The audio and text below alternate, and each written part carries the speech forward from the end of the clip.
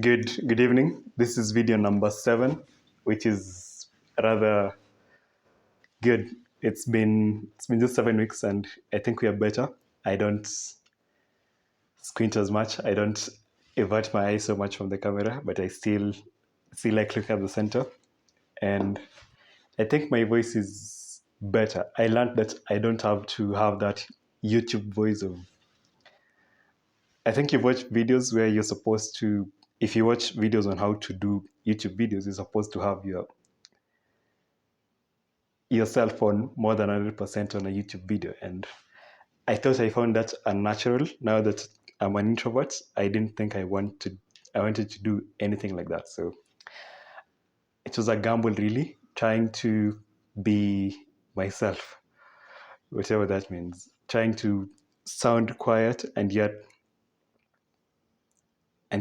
have some audience. So far we have 81 subscribers and about 600 views. So based on the things I say, I didn't really expect that.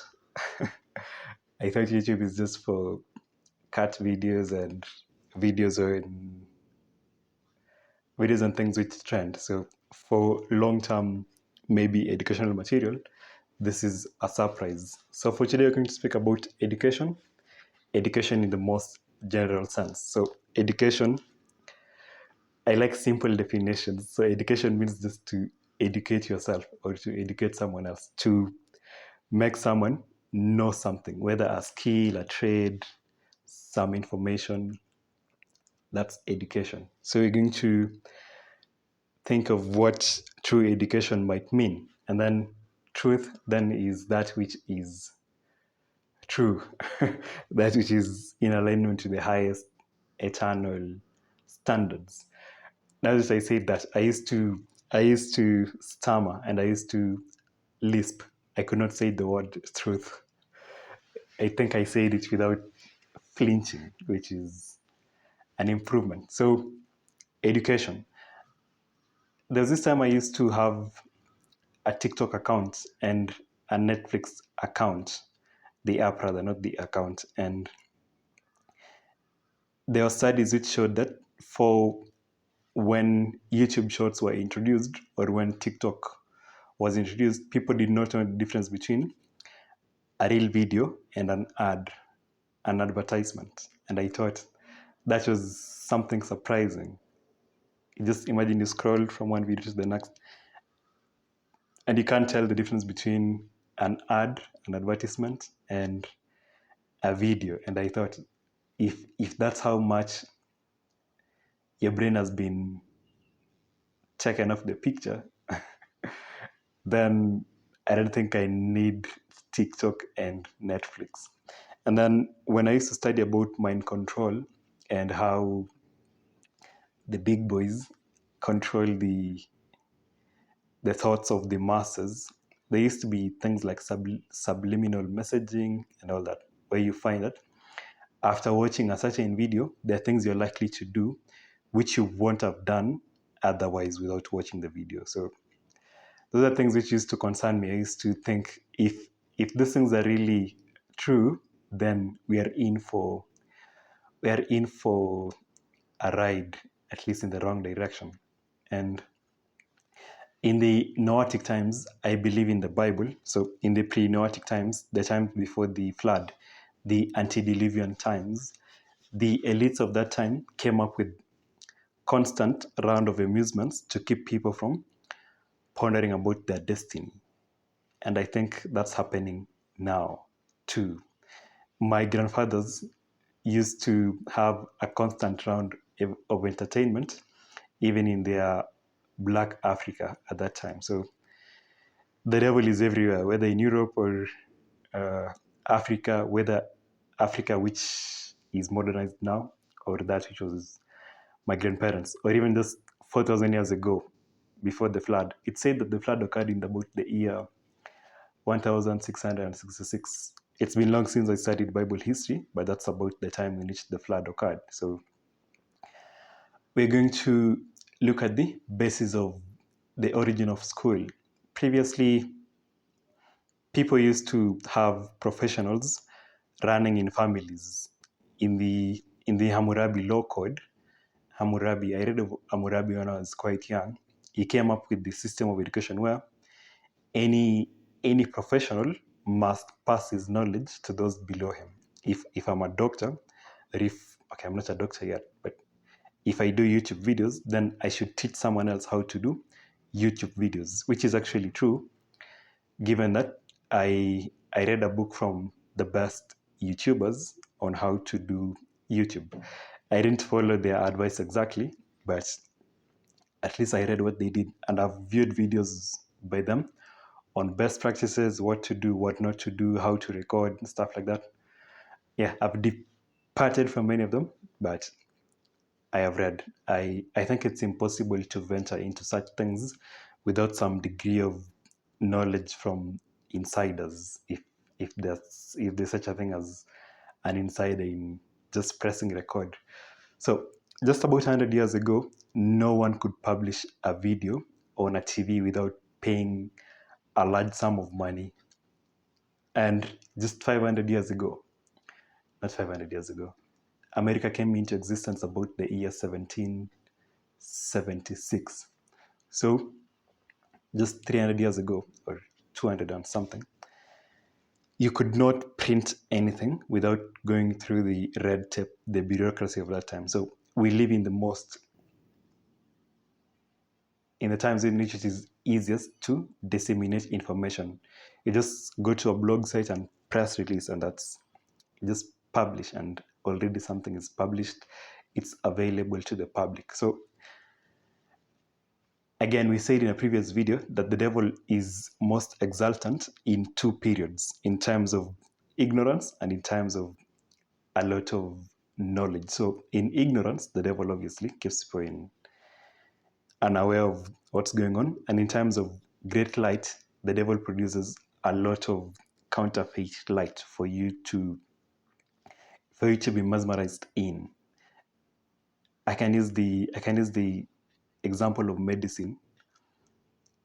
For instance, in medicine, there are so many researches which are published daily, but then there are textbooks which reveal that which you need to know as an undergraduate student. So if you're going to read research as an undergrad student, it's easy for you to get lost because the drug for which you read in a textbook might be obsolete by the time in which the next research is produced. And 2 years later, that drug might actually be deemed as good.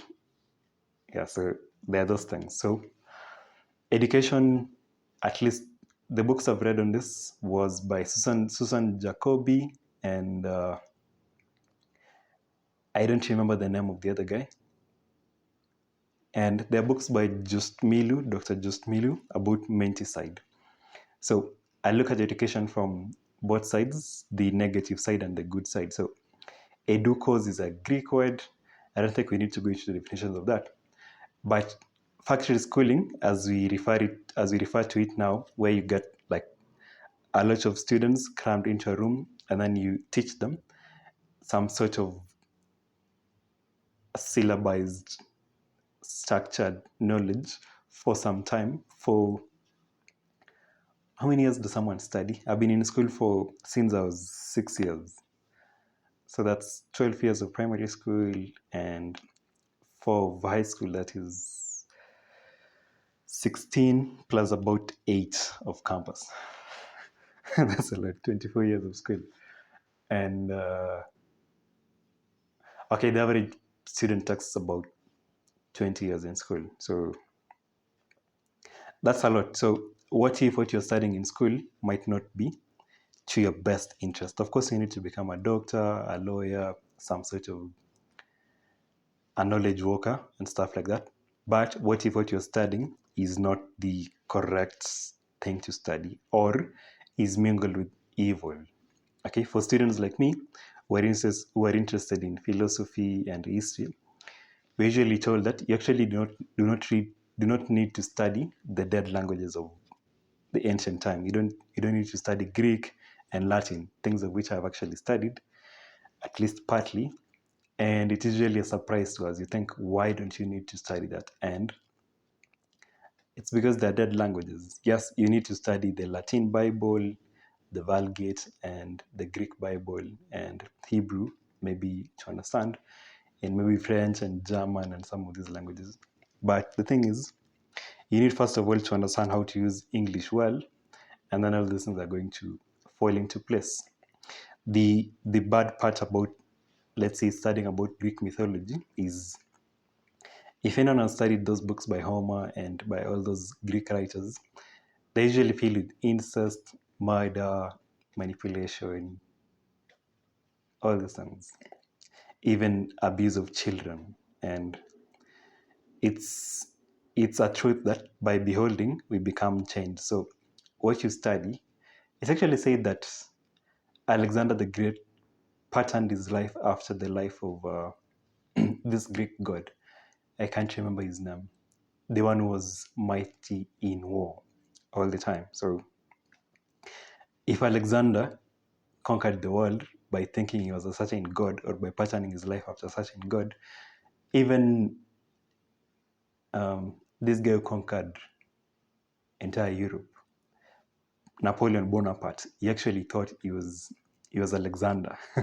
So I mean, there are all those things. Education is really, really important. So we need to know where we get our sources of information. So the modern system of education, factory schooling, comes from Prussia, Germany, West Germany, where it is actually meant to produce people who do not dissent, people who are just obedient to laws for which they have no idea or no part in the formation thereof.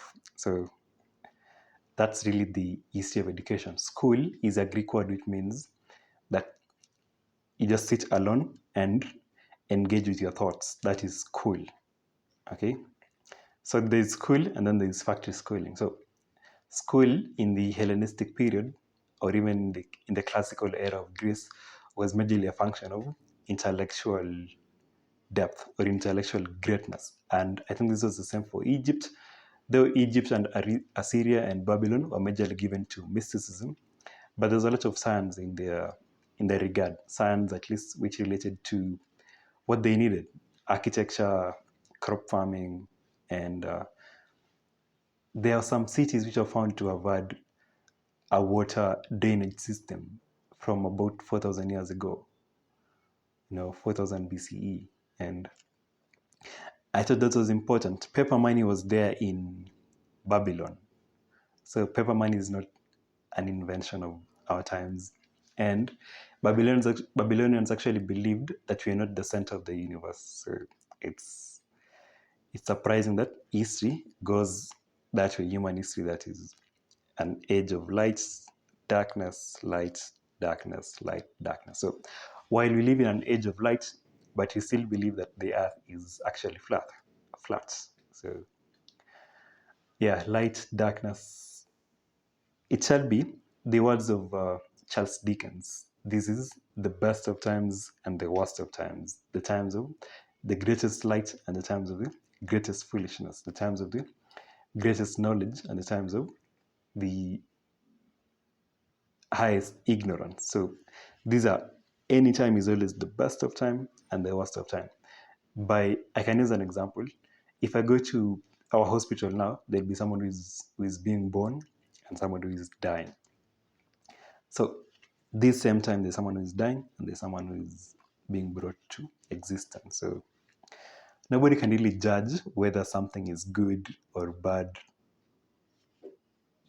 in the immediate context. So these things change over time. So factory schooling was meant again to produce people who were obedient to laws. And after that, what did Germany have after that?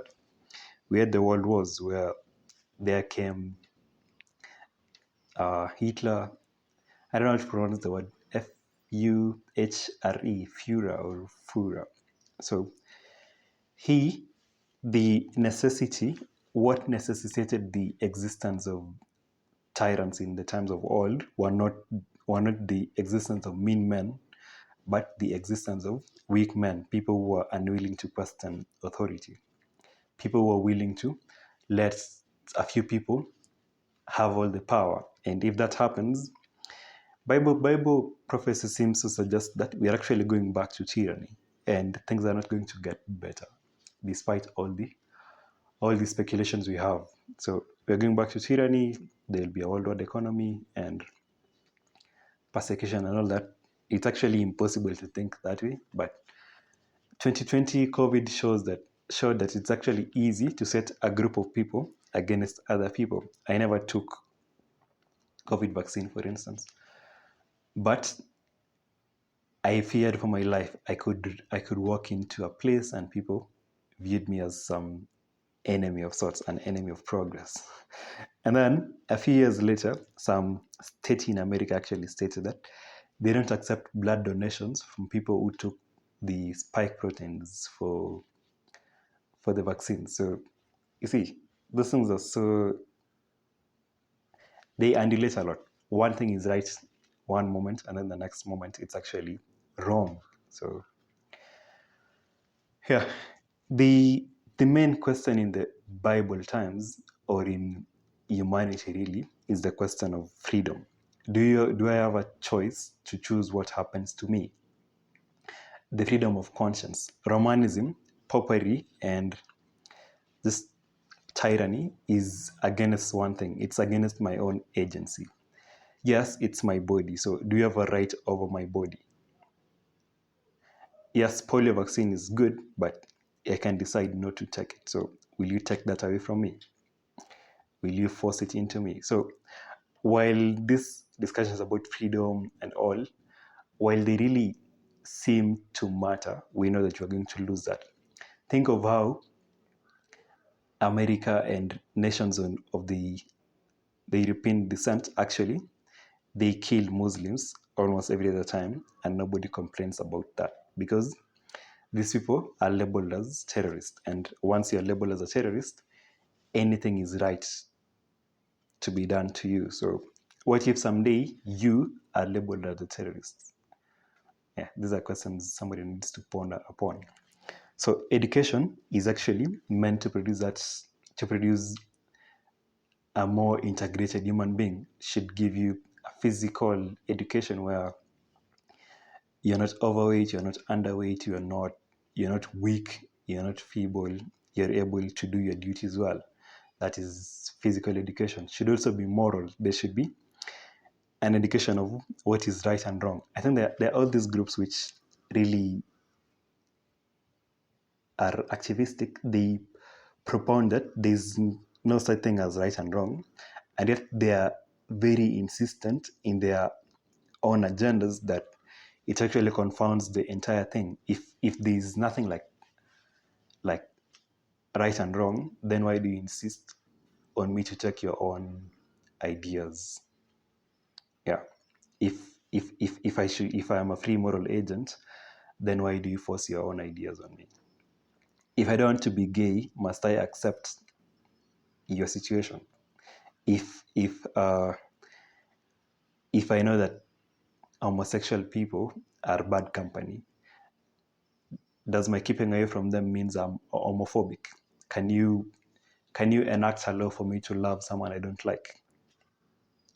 And these are questions about freedom. So freedom is being taken away bit by bit. And one day we shall realize that we are too late into this and might be too late then. They usually say if you push back on the beast, you have some control. But if you let the beast grow too big, one day it will crush you. You need a lot of energy just to push back on that which you could have stopped in the beginning. So a true education encompasses the full human potential. I think I'm quoting Ellen White. So the physical, the moral, the social. An education which is true should teach you how to communicate to people, how to even talk to yourself, how to talk to God, how to talk to people in authority, how to talk to equals and parents and religious leaders. So, and even politicians, how to act before kings, how to act before superiors, before inferiors. These are things we majorly learn. We majorly learn these things just by observation, but there's an education which should encompass that. So physical education, social education, moral education, and also there is the intellectual education, which is just meant for can say the religious studies, for instance. You should know that your life matters not just to you, but to God. To in the eternal scale of things, you're not an accident. So I think from our previous video where we shared about suicide, we usually concerned to look at why the youth are susceptible to suicide, which we actually disproved from the statistics. But there are no job opportunities, campus and college are a struggle, money seems to be in short supply, and people seem to be giving up on the entire structure of the system. So why would adults want to inspire the youth to venture into a world for which they themselves are chucking away or are walking away from? It's me telling you not to. Okay, this is what doctors tell us, Kenyan doctors. When you finish medicine, go practice outside Kenya. I mean, that's so hopeful, right? It means they have seen the situation in the place. So they're saying, when you're done, as soon as you can, leave the country. Okay. So I think that's what adults are telling the youth also. The world is a difficult place. So be encouraged. Sounds sarcastic. So I think we're the first generation to be schooled against anti-religionism, against anti-spiritualism. Yes, we have our own witchcraft and all that, but it seems that you can be open-minded to all forms of religion apart from a religion on God. Yes, you can practice magic, voodoo, all that. You can practice manifesting, which again is not Christian. You can manifest a future you want to. You're your own God. You're Homo Deus. But if God comes to the picture, then you're suddenly exclusive. You're not inclusive. Yeah, there are all these things which concern me, which baffle me. So true education is that education which encompasses all the faculties of man, including your spiritual interests. So yes, you can subject a kid to study all religions of the world, like Buddhism, Hinduism, whatever, even occult if you want to. But it sure obtains that there's such a thing as a true religion and a false religion. So I think it's not right for parents to deny their kids that which they themselves had. Okay, so does a knowledge of God make you weaker? Does it make you worse? Do you lose your legs by knowing about God? And are you better when you do not know about God? Are you better when you do not know about your moral duties? Is education which does not directly edify you of any use to you? I was reading a book last night which said that actually you should not read any fictional works. And I thought, that's something. There's a book which is actually directly dissident from fictional works. Like completely don't read them. It's not like, oh, there are books by Orwell and all these books which are by Charles Dickens. There are all these books by Herman Hesse which are meant for benefit, by William, how do you call this guy? The guy who wrote Romeo and Juliet. So there are all these books by the greats of the English language or any other language. Yet there's this moral imperative that you should not study any books by any of these guys. And you think, oh, I think we should have more discussions on this. Than if what you do is directly resultant from what you read, again, by beholding you become changed, then how important then that we need to define that which we are going to study, that which we are going to apply our minds to. There's a verse in the Bible, James 1 verse 22. It says, "But be ye doers of the word, not hearers only, deceiving yourselves." So reading all these books which have no direct application to your life or to my life are actually a waste of time. If you're not going to use what you're learning, then why do you need to learn it? Is it some degree of intellectual pride? Do you just want to sound complicated in your speech? Do you want to use protracted, convoluted sentences? There's this philosopher who wrote a sentence for 13 pages, one sentence.